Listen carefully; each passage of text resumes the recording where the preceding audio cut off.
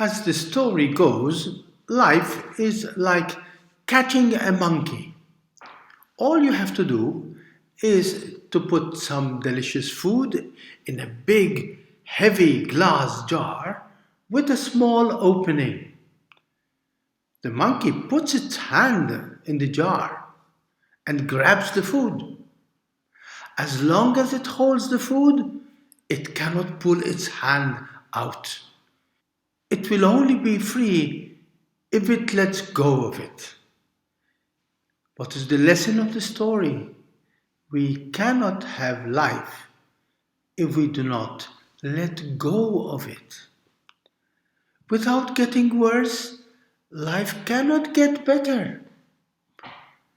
In today's gospel, Jesus is facing the death of his beloved friend Lazarus at a time when he would soon face his own death.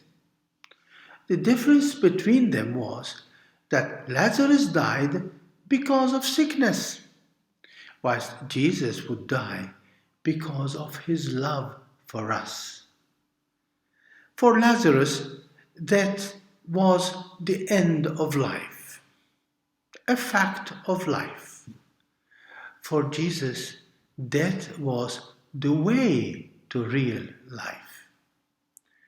When they came to tell Jesus that Lazarus was sick, he said, "This illness is not to end in death, but for the glory of God."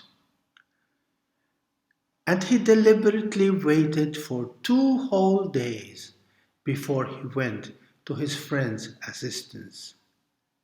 Jesus chose not to prevent the death of his beloved. He deliberately took his time to go and see Lazarus, arriving a full 4 days after his friend had died and been buried. Actually, the disciples were shocked and terrified that Jesus would go at all to Judea. It was the place where the Jews had already tried to stone him to death. "Master, are you going back and risk again being killed?" Which death was Jesus determined, but in no hurry to face? Was it the death of his dear friend Lazarus? Or was it his own death at the hand of the Jews? The message is clear. Jesus chose to face death, both the death of his friend and his own death. Freely, deliberately, squarely, fully, he wanted to face death. He wanted to prove that death, both his and ours, does not and will not have the final word. Death is just another step towards a fuller, a more real life. This is what faith is all about. Like us, Martha got stuck in her grief and her loss. When he finally turned up, she told him, "Master, if you had been here, my brother would not have died."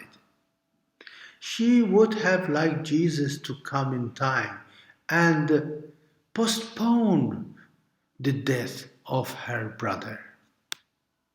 Because that's all we can do in life. Is not this what we all pray for? Is not this what we all secretly hope? We all know that death will have the last word, but we just hope that it can be pushed forward as far as possible so that the worst may be long in coming, even though we know that it is inevitable.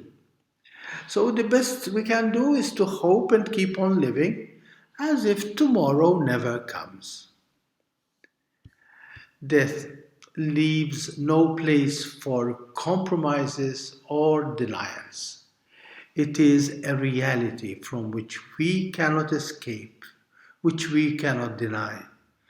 Our only hope is through faith in a life that goes beyond our death. The name of that life is Jesus. I am the resurrection and the life, he said. Whoever believes in me, even if he dies, will live. And everyone who lives and believes in me will never die. Do you believe this? Jesus goes a step further and pushes Martha to go the whole way. He asked her, do you believe that the worst that can happen to us, our death, will not have the last word? Do you really believe that beyond the worst there is the best waiting for us? If only we opened our hearts and our minds to it. Martha had the humility. She had the courage and the strength to say, yes, Lord, I believe. So Jesus proceeded to do what is impossible for us. Restore life to a dead man. Yet Jesus refused to do what is possible for us, for humans. Miracles are not a shortcut to an easier, a passive life. God requires us to do what we can do. And so he asked those around him, take away the stone, untie him, let him go.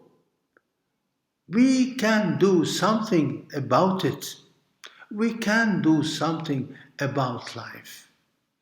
Miracles are a gift of life when God and us, his fragile little children, work hand in hand.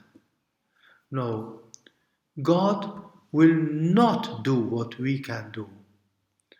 God works miracles with and through the little that we can do, however small, however seemingly insignificant. Transforming the worst into the best is always a joint miracle accomplished by him and by us together. As St. Augustine said, he who created us without us cannot save us without us. That's what constitutes our noble dignity as precious children of God. Life is indeed a gift, but to receive it, we must let go of it. Give it up freely, peacefully, generously, just as Jesus was about to do for us on the cross. Whoever keeps his life will lose it. But whoever gives his life for my sake will find it. God bless you and thank you.